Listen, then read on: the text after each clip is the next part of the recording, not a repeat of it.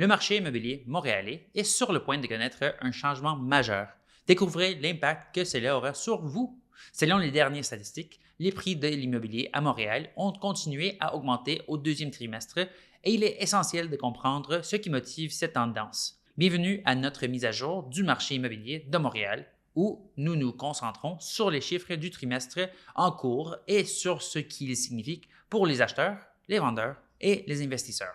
Je m'appelle LG Aguinaga, je suis courtier immobilier à Montréal et je possède 16 ans d'expérience. Je suis le marché immobilier de Montréal depuis l'âge de 18 ans et je suis impliqué dans l'immobilier depuis ce temps en tant que courtier et acheteur.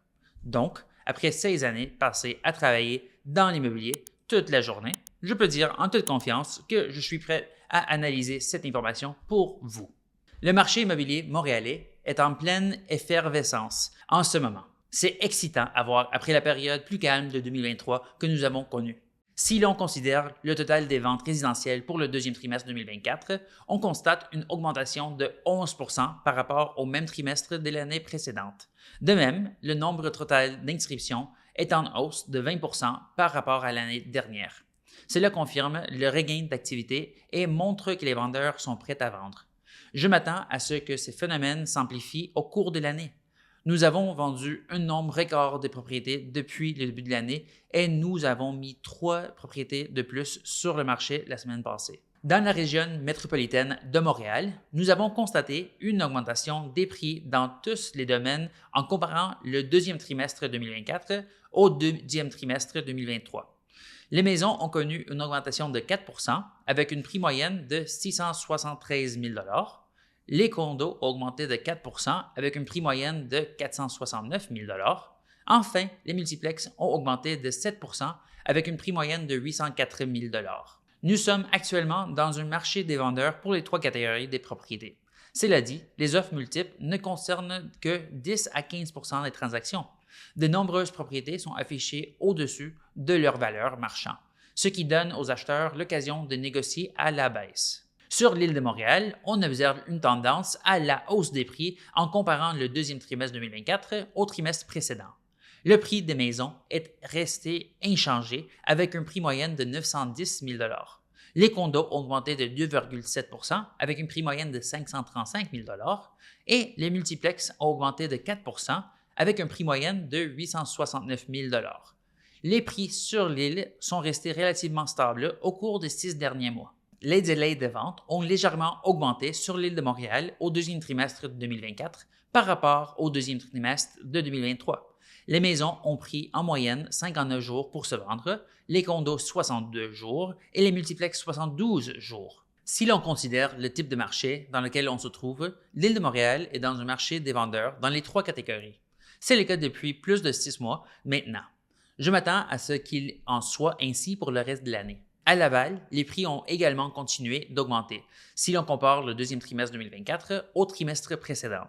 Les maisons ont augmenté de 6,2% avec une prix moyenne de 636 000 $. Les condos sont restés stables avec un prix moyen de 423 000 $ et les multiplex ont augmenté de 1,2% avec une prix moyenne de 807 000 $. Le nombre de jours sur le marché à Laval a également augmenté dans les 3 catégories par rapport à la même période en 2023. Les maisons ont pris en moyenne 2 jours de plus pour se vendre, soit 48 jours. Les condos ont mis 6 jours de plus à se vendre, soit 59 jours. Enfin, les multiplex se sont vendus 15 jours plus tardivement, soit dans un délai de 95 jours. Les plex de Laval sont maintenant dans un marché équilibré, alors que les maisons unifamiliales et les condos demeurent dans un marché des vendeurs. La Rive-Sud de Montréal a connu des baisses de prix dans 2 des 3 catégories par rapport au trimestre précédent.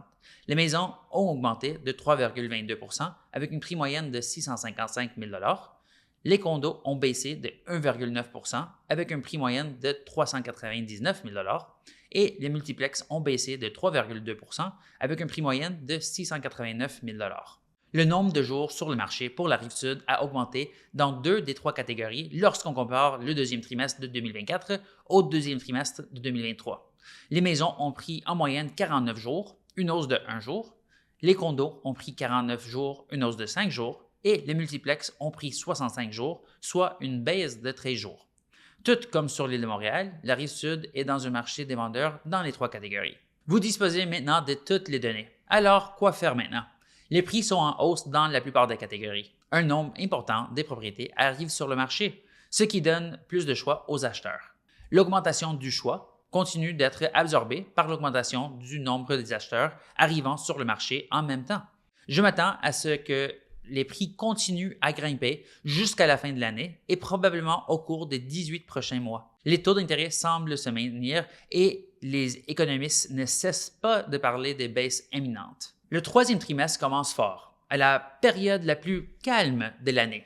Ce trimestre s'annonce particulièrement prometteur.